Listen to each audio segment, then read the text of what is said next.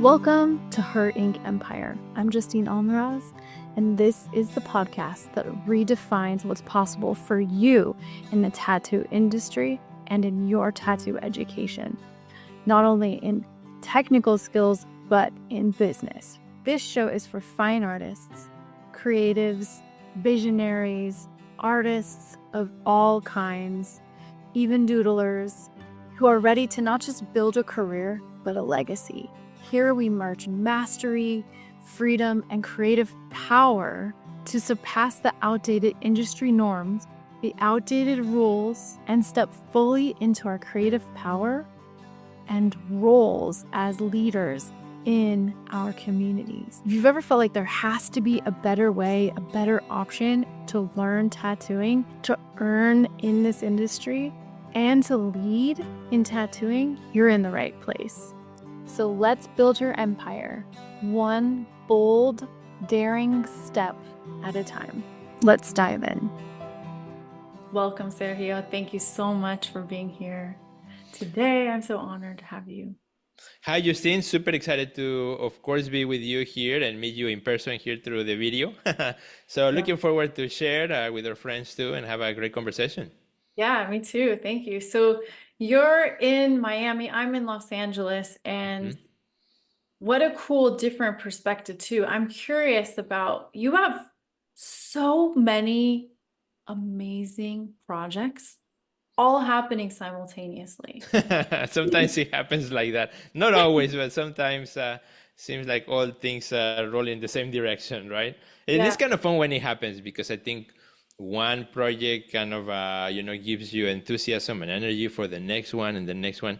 So that's how I enjoy actually functioning better than when there's nothing happening. It's like, what happened? It's too quiet. Yeah, I relate to that 100%. I like having lots of pots on the stove. Exactly. So what are you most excited about right now?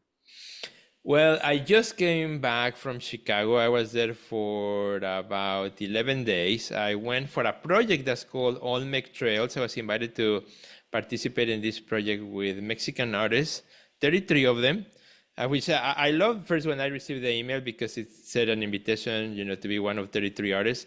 And my gallery name is 33 Contemporary. So I'm like, wait a minute, what's the number 33 here? That's a sign that maybe this is a good thing, right?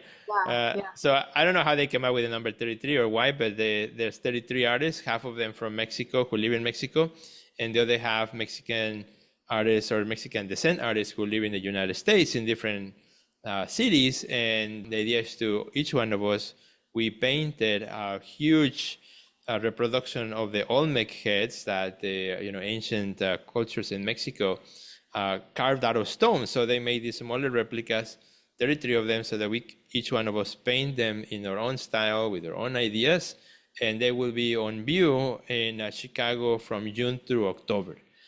So that's what right now kind of what makes me so excited, because I just came back from that, so still fresh in my head, and it was almost like I would say like almost like one of a self-imposed residency, where I went and said, okay, I'm going to put everything else on hold. I'm just going to dedicate just this time for this. And we did that. We made some great friends. We painted a mural in Chicago that was totally unexpected, spontaneous. So yeah, we did a lot of stuff. And that's kind of what makes me excited this particular week. Yeah, so you're doing sculpture and painting on sculpture, or the sculptures are already pre-fabricated? So yes, a great question. The sculpture was already made. An artist in Mexico City made the sculptures or the replicas of the Olmec heads, and it was then given to each artist to paint. So we were flown to Chicago to paint them. So actually I'm representing Florida in this project and painting head, which had a lot of beautiful greenery and plants from Florida, and they turned out really good. I was actually quite excited. When you do something new, you're not 100% sure how it's going to turn out. I was actually quite pleased with it. I saw those. It looked awesome. And then, Thank you. right? Yeah, and it's really cool because each artist is using their own interpretation, their own idea of how they want to connect with the piece and with their Mexican heritage. So that was really fun. I really enjoyed that. Wow. And so you're also an art coach and helping artists. And That's correct. been an artist for a fair amount of time and have been Mm-hmm. very successful. You have, I mean, you go to your Instagram and you have multiple different projects. So one of Yeah. these is the ones that you're coaching artists and you're Mm-hmm. helping discover their mission and Mm-hmm. purpose, right? Would you say the Right. same Yeah. thing? Mm-hmm. Yeah, this that project started probably about 8 years ago. And prior to that, kind of like the context of how it started is because 20 years ago, in 2004, we started the gallery, 33 Contemporary Gallery. So the gallery began, and then I became a curator for an art center in Chicago where we had the gallery too. And so, working with artists from all over slowly, I began to really do a lot of coaching one-on-one with artists who would come to the gallery to talk and chat, and they needed advice, and particularly on the business and marketing aspect, right? Because there's the one thing that we all love as artists is walking in the studio and making the thing, right? Making the art, whatever that is that our friends make, painting, drawing, sculpture, photography, you name it. That's our first love. That comes natural to us, and that we could be there all day long. And but eventually, at some point, that artwork has to go outside of the studio and meet the world, right? And that's where a lot of times we get like, how do I do that? Or as particularly as the world continues to change. So as people were coming or artists were coming to our gallery and having conversations, about 8 years ago, we did a conference that we were invited to do on the business aspect, of being an artist. And to our surprise, there were almost 100 artists who showed up. So my wife and I like, well, seems like there's a need here, and we could, do more workshops or more, kind of things in person, but there's only a small number of artists we're going to reach that way. The only way we can reach and help more people, more artists, is to, do a formal coaching program that is online. So that way we can help artists from around the world, because the reality is that what we are facing here in Chicago is the same thing that you're facing in LA, or somebody's facing in London, or somebody's facing, in Asia, because the world is interconnected, and the things that we all need as artists, are similar no matter where we are. The only thing that varies is the context of who we are, where we are, and what we make. Besides that, the world, works around social media, marketing works around that. Every artist needs a website, things of that nature that are still the same. So that's when we started the program, and through the program, we help artists do, find kind of their uniqueness, right, as individuals, as artists, put together their business as an artist too, and also gain confidence, which is also super important. So my wife, she's a psychologist, and so she brings that component to her program where, she provides courses and live sessions and guided meditations and things like that, because we believe really to be a successful artist, you got to start from the inside, right? You got to believe it. You had to, if the mind is not in the place to succeed, it's not going to happen, right? You got to have that. You got to believe it. You got to build that self confidence that, what I make in the studio, it actually matters in the world. So that's kind of how it started, and we're still doing it. I love that. That's a really important component to it. You're so right. It does start in our mind, and Yeah. like that idea that if you can conceive it and believe it, you can achieve it. Napoleon Hill. Well, Exactly, right? Yeah. It's exactly the same old story continues to evolve. You have to believe there's a treasure out there for you to get up in the morning and go and try to find it, right?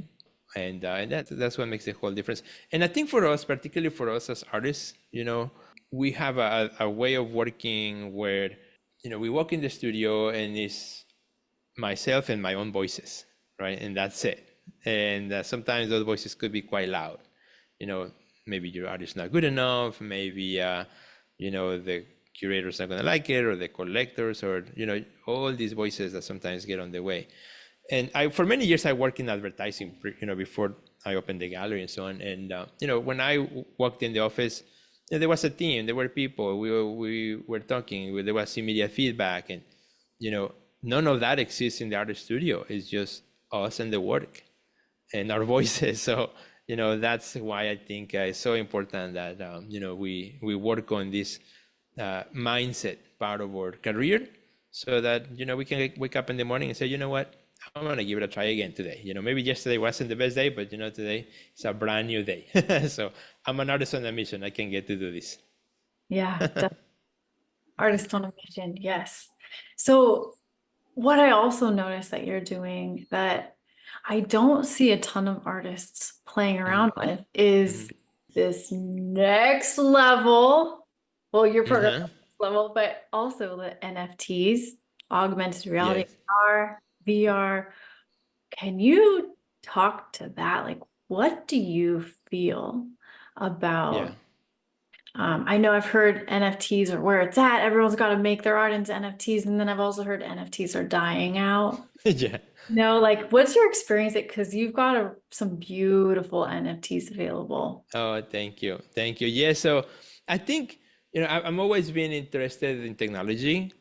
That's something that when I went to art school, I was doing painting and drawing, and I was taking classes for graphic design, Photoshop, Illustrator, any type of technology that was available for artists and for creators. So I think that always has been something that interested me. So when NFTs came around, a couple of years ago or 3 years ago maybe, I was quite interested, and so I spent and invested a lot of my time learning about NFTs and working with artists who were doing NFTs, understanding the technology and the why and the reason, and what they could do for artists and things like that. So I got quite invested on it, and I started to do my own NFTs as well. So I had some collections that I put out there. I sold out a couple of them, which was really fun. But with all things, I think it was like a one of the things that came really fast, became really hip, and then it died out quite quickly in terms of what a lot of people saw it as a way to make quick money, and became also oversaturated with just about anything, and anything could be an NFT. And I think what happened is what eventually had to happen, which had to, as a new technology, we had to go to a period of cleaning all the stuff that is just not really good, right? Per se.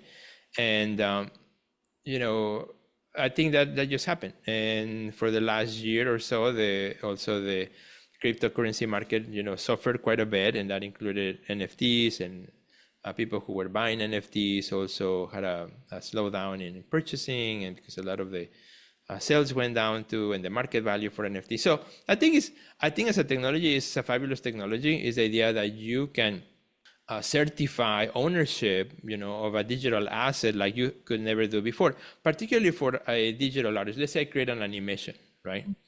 And at the same time, I walk in the studio and I create a painting. Well, for the painting is there, exists. There's only one of them. If I give you that painting, now you have it, right? You may own it. I don't have it. It's no longer in my studio. For the digital asset is way different because it's digital, can be distributed. How do you know who owns it and things like that? So that's where the NFT, became pretty much a certificate of authenticity or ownership of who owned what. And yeah, it wasn't just JPEGs, because yeah, you can multiply a JPEG endless numbers of times, but only one person could be certified as owner. And that's kind of what it was. And it still is, it's still, I think, as a technology, I think it's still going to be used. And right now, I think we're going through that transition of, okay, we lived through this NFT craze, and now let's find the correct applications and how it will be used in the future. I'm excited to see what's going to happen. I'm not doing NFTs right now, just for full disclosure. When the market went down and everything started to go crazy, I actually stopped making NFTs too. And because it's a time consuming, Mm. at the end of the day, it's like, okay, what do I want to, how do I want to spend my time? What do I want to create? And at this moment, I didn't see the need to create more NFTs, so I stopped. Mm.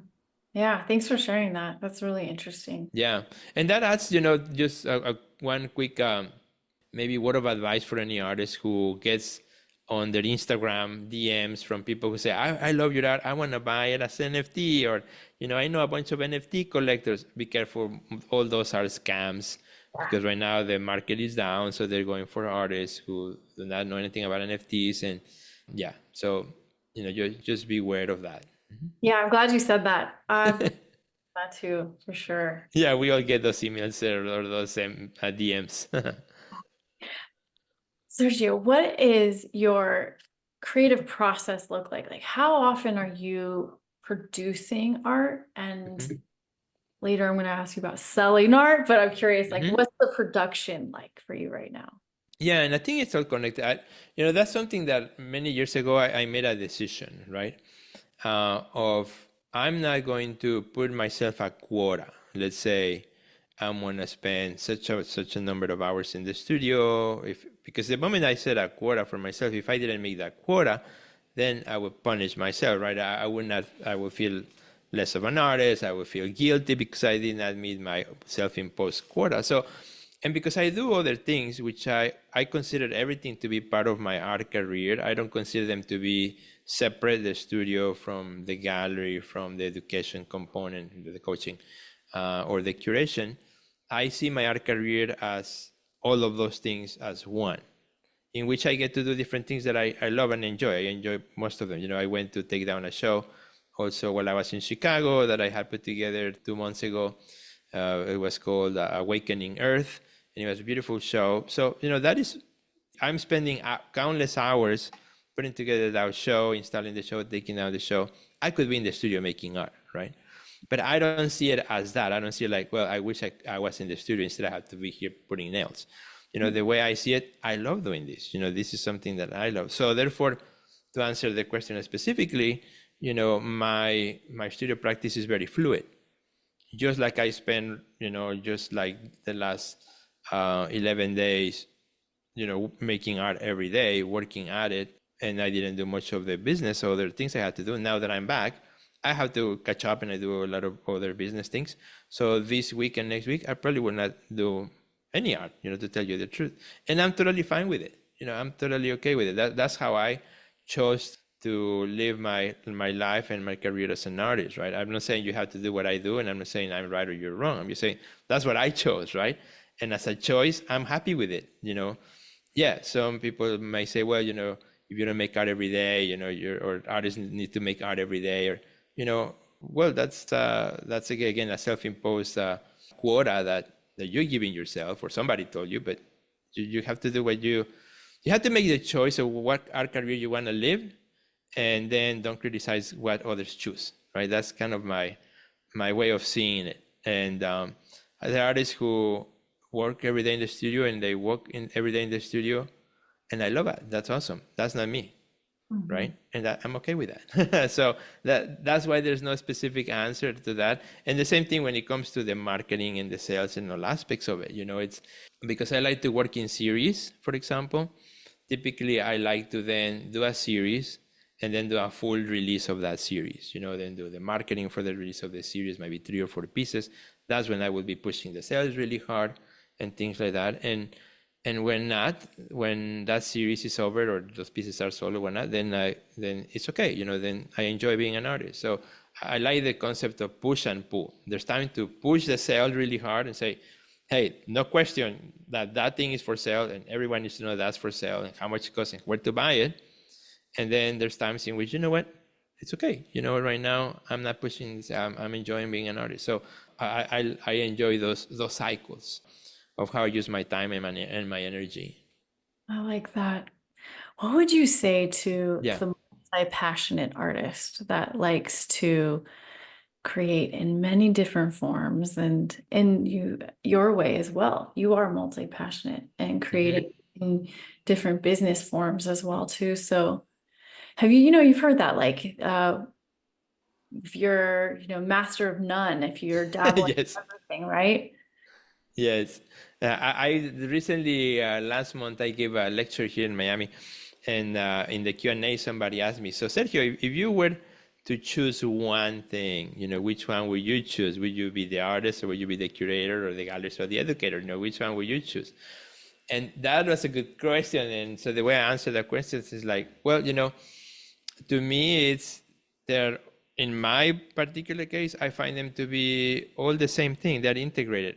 I don't like the analogy that okay, I have the artist hat or the educator hat or the gallery hat, because every time you put a different hat, you're becoming a different personality, right? You are embodying a different persona, a different activity, different something. I like to wear the same hat, in my own mind at least, to wear the same hat and just walk into different situations. And But I find that as the artist, I'm in the gallery and sometimes I see something that, like, man, that really inspires me in the studio, and vice versa. I think there's a lot of crossover information that is useful for me in the artist in the studio, or when I'm coaching somebody, right? Somebody may have a question on how to deal with a gallery, like, well, I was dealing with something like that yesterday, right?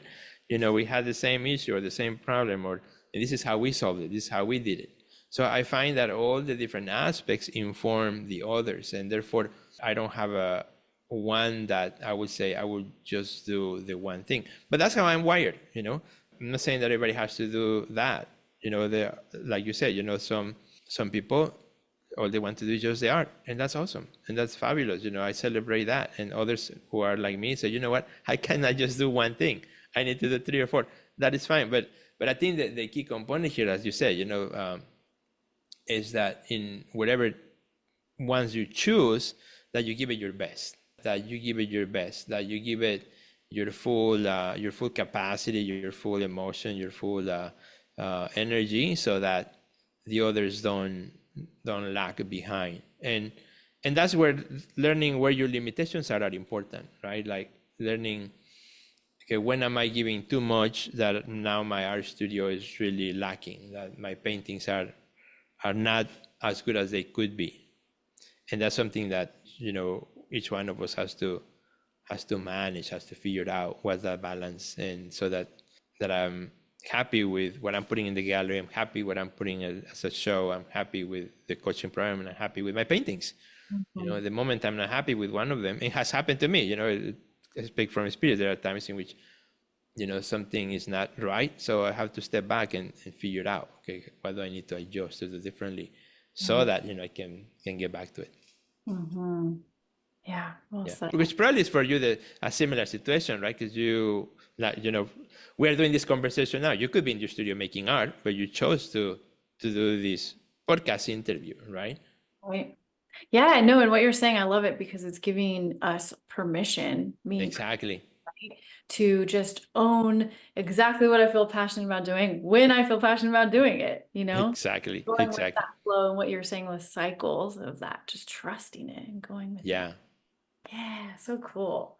Okay, I got another one for you. What is feeling like, well, maybe not feeling, but what providing you with the most fruits, maybe financially, in terms of selling originals, prints, NFTs you mentioned are not so much right now, running a gallery, or being an art coach? Which one is more fulfilling? Is that the question? Yeah, maybe, yeah, and fruitful. Really, Oh, fruitful. Okay. yeah, really providing you and providing for you. I think it's a combination of them all. I think it's the idea of having multiple channels of income, multiple streams of income, because no business of any kind will always be at its 100%. Every business has season, every business has ups and downs, every business has time where, like, oh my God, everything's selling, and then all times where, like, oh my God, nobody's buying, right? So there are, having multiple income streams allows you, to balance and to manage and to plan, as well. If you only have one source of income and something happens to that source of income, you're in trouble. We saw it in the pandemic. I had to coach so many artists who came to me and said, you know what, Sergio, my gallery closed. I never took the time to learn about marketing. I never took the time to start my own business, never took the time to, foster my social media. Now I don't have anything. The gallery is closed. What do I do? That was an artist who depended on one income stream, and when that income stream, which came through the gallery, collapsed or had to go, was in a starting point. So I think that's when we need to think about multiple income streams is a good option. And by multiple income streams doesn't mean that you have to go and become an Uber driver. It's find things that within your art career, with your skill set, your tool set, that you can also do. Let's say if you spend all day in the studio, well, then you can think about sales of paintings, sales of prints, merchandise, maybe education, like, coaching somebody to your technique, or doing events once in a while in your studio where you bring people in, and all those can become income revenue sources, licensing of your art. I mean, there's so many ways, so many ideas. Last week, no, was it last week? Well, a few days ago when I came back, or like last day, actually was the last day when I was still in Chicago, I did a quick video for my YouTube on how to maximize an opportunity, right? And like five things you can do to maximize an opportunity. And the last one was exactly on that, asking yourself, okay, out of this opportunity, how can I monetize it? Is there something I can do to monetize this opportunity? Can I do a print? Can I do an event? Can I do a commemorative piece, right? That's special because, X, Y, and Z. So it is that idea to finding ways to monetize your passion, which there's nothing wrong with it, when I went to art school many, many years ago, some 25, 30 years ago, when I had black hair, you know, art and money were like two separate things. It was, an artist would never take a business class. An artist would never, do what we do today. But the world is changed. And I always say, art is not about money. That's true. But you need the money to make the art that is not about the money, right? So, some people are lucky. They got an inheritance, or they have other big source of income, and that's fine. That's awesome. But others, we have to make it work. So, learning how to do it, create those multiple income streams, is an asset that I think can help anyone. Yeah. Well said. Well, say, what is the AR that you're working on? I know. Yes, that's exciting too. Yeah. Yes. So augmented reality. Yes. So because I love technology, right? And many years, for 13 years, I actually taught at the university level, like graphic design, animation, and things like that. So I've always loved that as well. I don't teach that anymore, but I did once for quite some time. And the thing about an animation is that there's motion, something is moving, and we are all attracted to things that move, right? You look at a picture, it's fine, it's beautiful, it's static, but if something were to move, all of a sudden catches our attention, right? Yeah. So that's how I started to get interested in augmented reality. Is the idea of using a static image that when you use a device such as your phone and you point at it with your phone, the phone becomes a channel or a bridge to reveal an animation or something that moves or that is unexpected, from that image. So as technology continued to evolve and so forth, I found a company based in Vienna that's called Artivive, and they provide the technology for artists to do that. So I became an Artivive ambassador. I'm an ambassador for them. And the way it works is you use your mobile device with their app and you create the animation. It's not that the phone creates the animation for you. You first have to create the animation or the thing that's going to change or move or do something. You create that first. So you use the app to look at your artwork. And then what it does, it reads the image and then it replaces it with the animation that you created. So the viewer gets to experience, an alternative image to what you have or to what they're physically seeing. So it has like this magical aspect to it, right? It never stops me to amaze me when somebody, I have a couple of pieces in my home that are activated with AR and augmented reality. And so I'm like, hey, check this out. So I give him my phone, I open the app, I said, okay, look at it with my phone. So they look at it, and I mean, their eyes like, oh my God, oh wow, now they want to see every piece of art with it. But of course, it only works with the pieces that have the augmented reality feature that I have activated through Artivive. So it's a really great thing. I could, yeah, it's fun, but also could be used educationally. I have used it in exhibitions where, for example, I have some pieces that when you look at the piece with the Artivive app, you see a time lapse of how I made the piece. Or I have others where you see the layers of how I painted the artwork, right? So I took multiple photographs of different layers. So using the app, you can actually walk back in time through the piece So it is really fun. I'll send you some of the links so you can see them. And so there are multiple things you can do with it. You can animate, you can create layering, or you can add video component to it. And it's all through that app. Yeah, yeah, through Artivibe, yeah. And I saw And that's connected to Canva too. yeah, so you can actually create a simple Canva animation and connect that to Artivibe, and boom. Yeah, the app is free. Anyone can use the app.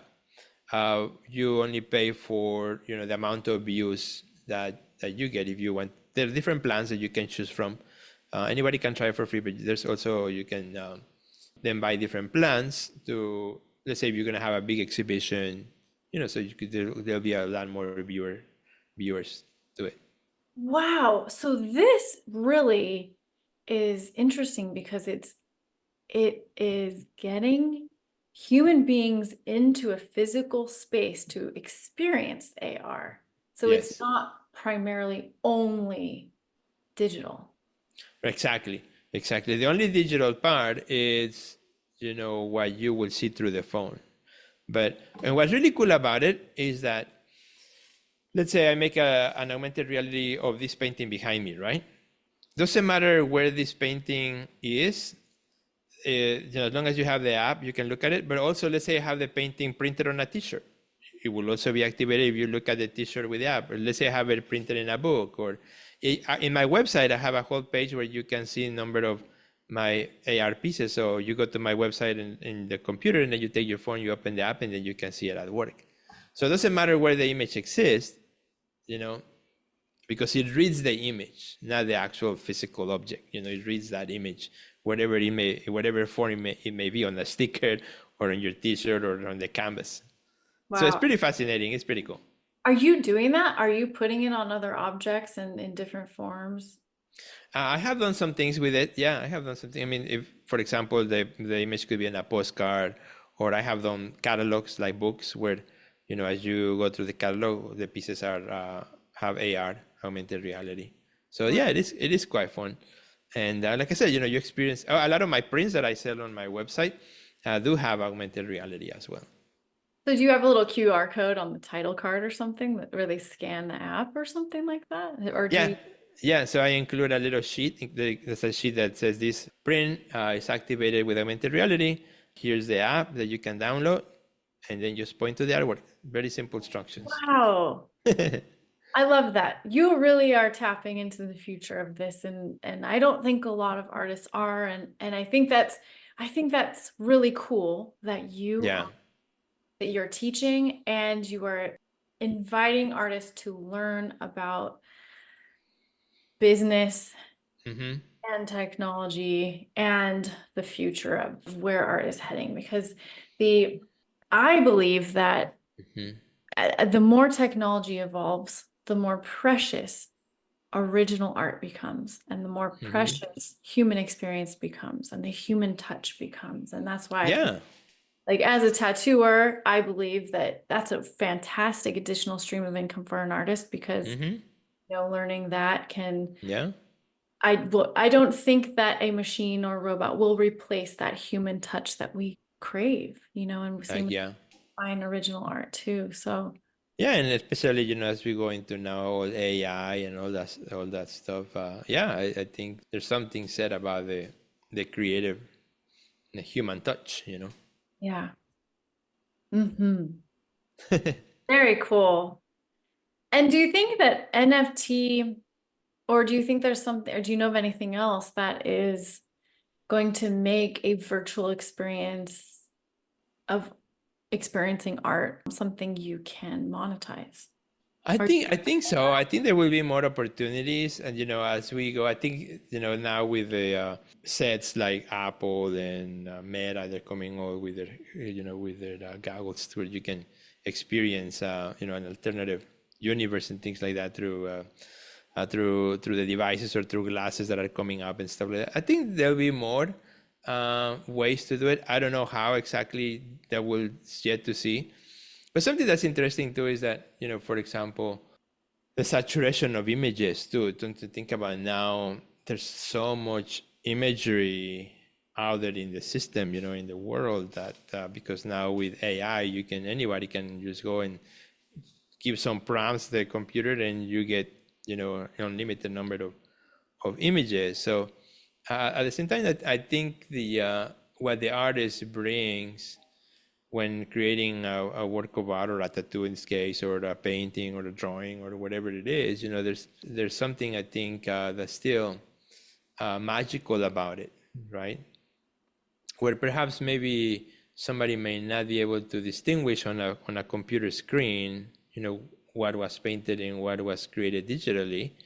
But outside of the computer screen, there's still that tangible element of the painting or the texture, the way light hits that object, the way something's painted or drawn on your arm, those things I think is the one thing that still remains unique and true to us. Absolutely. Have you made any of your art with AI? I have done tests with it where, for example, I have taken a painting. Let's say this painting, because I do paintings where I use the human form, the human figure, in an abstract way. So I've taken like some images, putting them through AI to see if it can create something similar. And it's been interesting to see, some things look cool, some things I don't like, some things are okay. It still hasn't been able to kind of like reproduce exactly what I'm maybe thinking. But again, I think it's just a matter of time, who knows?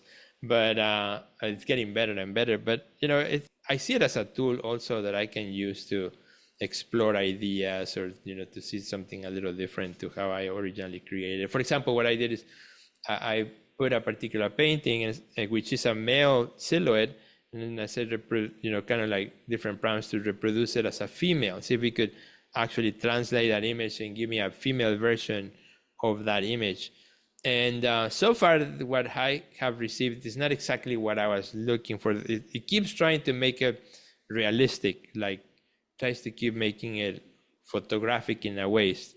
Still hasn't found the balance between what I do, which is the abstraction and representation. Yes, you can recognize the figure, but it's abstract, or it becomes too ornate, or I just haven't got the right thing yet. But I think it's around the corner, or maybe if I keep playing with it, maybe if I have more patience, I might be able to get it right. But Yeah, there's so much here, so much, right? I know, yeah. It's time to be an artist and playing in all these different fields.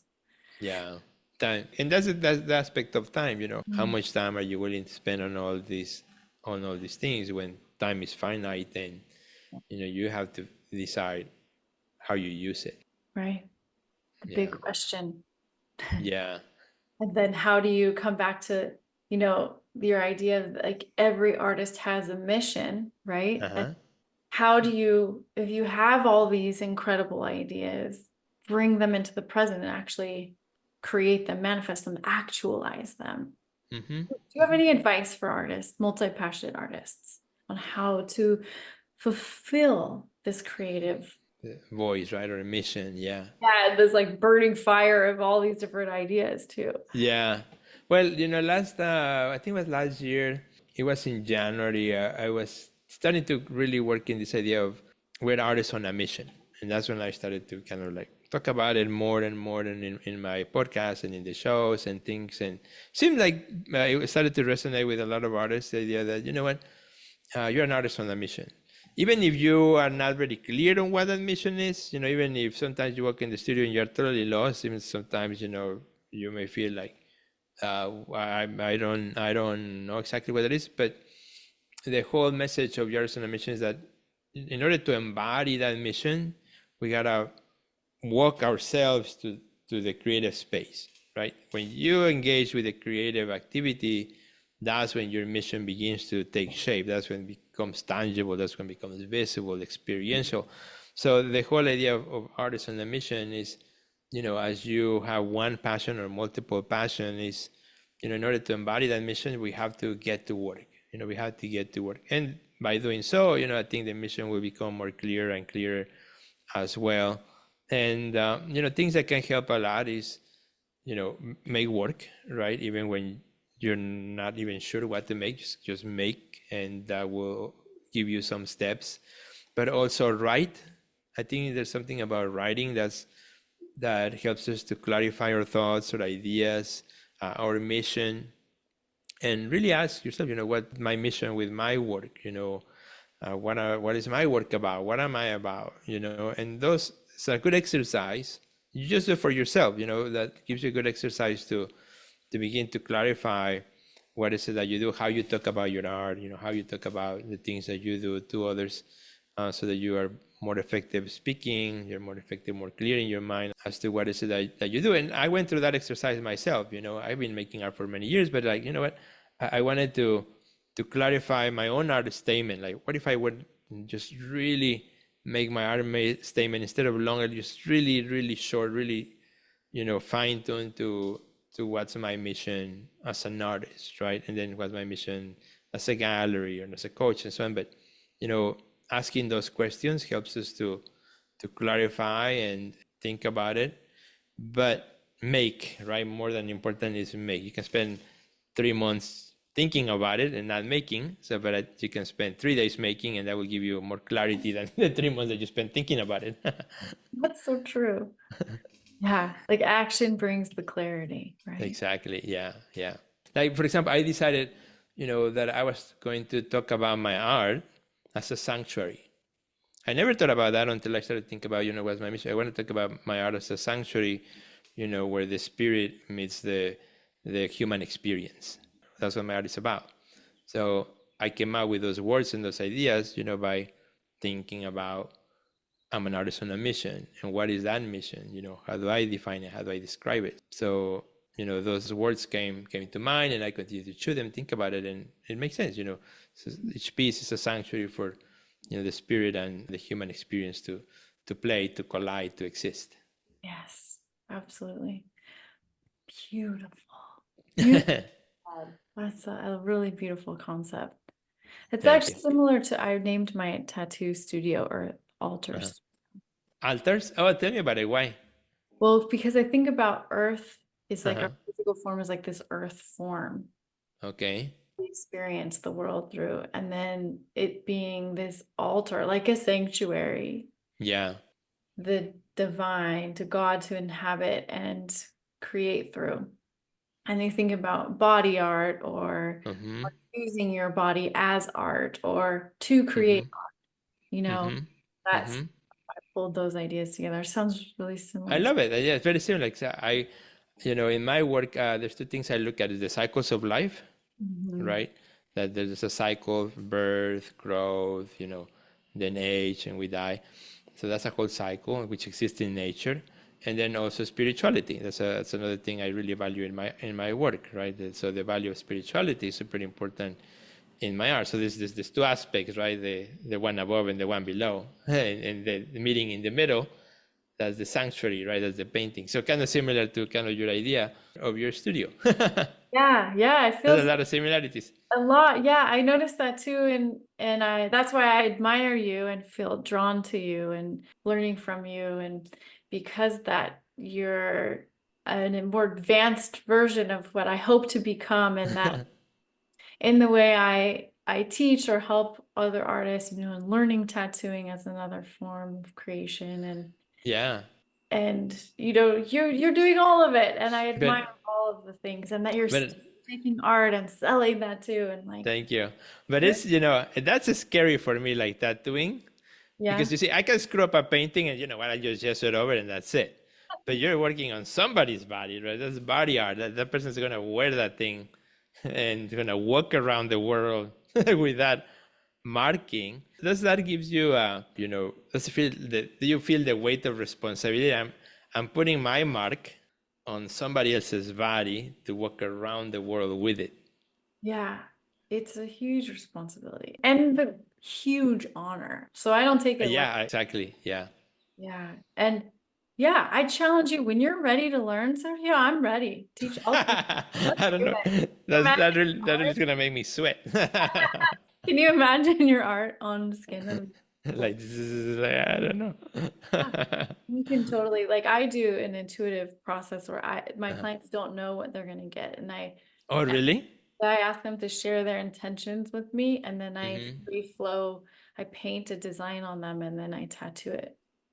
Do they see it before you tattoo it, or no, Yeah, so I or it's paint too it. late? No. Yeah, no, I paint it with this stencil design solution that's Uh-huh. for the skin, and then they look in the mirror and we modify it until they Wow. then we tattoo it right on the spot. So Do you can you? do it. Yes, exactly. Yeah, that would make me feel a little better. Those is that where you feel like the spiritual component is also this connection with the or with another person, the interaction, the conversation, the trust that has to be built, in order to do this. Yes. Yeah, it's very steeped in a spiritual practice for me on my side of it, even before I show up to the appointment for the tattoo. Hmm. To How make, do you prepare mentally for it? over the years, it's quickened. The process is quickened, but it Okay. used to be a long meditative process before. Hmm. And I would sit in meditation with my for a half an hour to an hour and see Hmm. then I would see the design Yeah. and feel it and feel them. Now, after Yeah. doing that for so many years, every single day, it's now instant. And I sit with them for a moment. I hear them speak. I see the design. I paint it on them, and where we Wow. go. It's really interesting. But That is a cool. yeah. So And I think you. go ahead. Go ahead.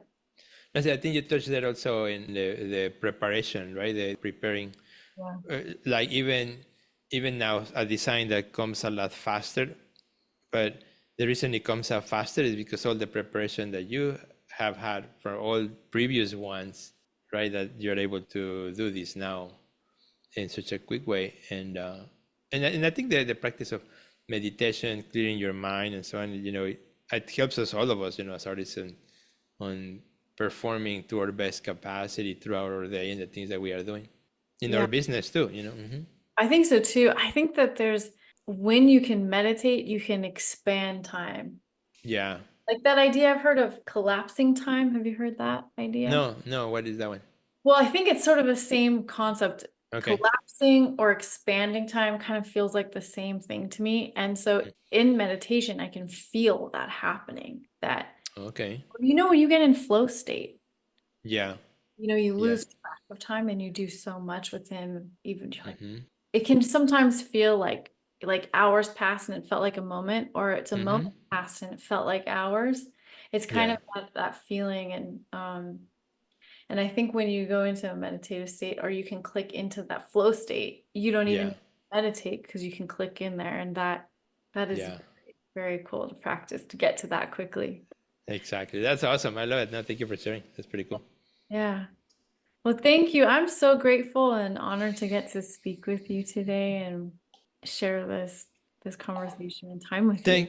Yes, Thank you. thank you, Justine. Thank you for sharing also for the great questions. To have a chat, and yeah, it's just sharing what the journey we all have been through, and each one of us has a journey, but we all learn from each other. Yeah, thank you so much. Yeah, I know you're going to help so many people and are helping so many people, but and through this interview. we So hope so. We hope so. We hope so. Thank you for having me. yeah, totally. Well, I look forward to seeing you in the coaching program too and learning from you more too. And Yeah, of course. Yeah, anyone who wants to kind of follow the activity that I do, the best place is through Instagram, at Sergio Gomez Art. That's where you can find me every day. That's my channel of choice. yeah, and you have a gift. I forgot to mention that. Thank you so much. You have a gift you're offering, and it is the 21 must-have emails. Can you tell us about that really quick? Yeah, so I was thinking a while ago, what if I collect all like the best scripts that I have used over the years, which they are like all over the place, and put them all in one PDF, so it's a lot easier. So I can use them. A lot of the resources I create, I always think that how can I use it myself, right? So now that I'm using it, well, might as well let's share it with other people. So I wanted to create this kind of like library of 21 scripts that we can use for different things. Like, for example, let's say you go to a party tonight and you meet a gallery director, right? What would be the next email that you want to send them tomorrow? Well, I have a script for that, right? Or maybe you meet a collector.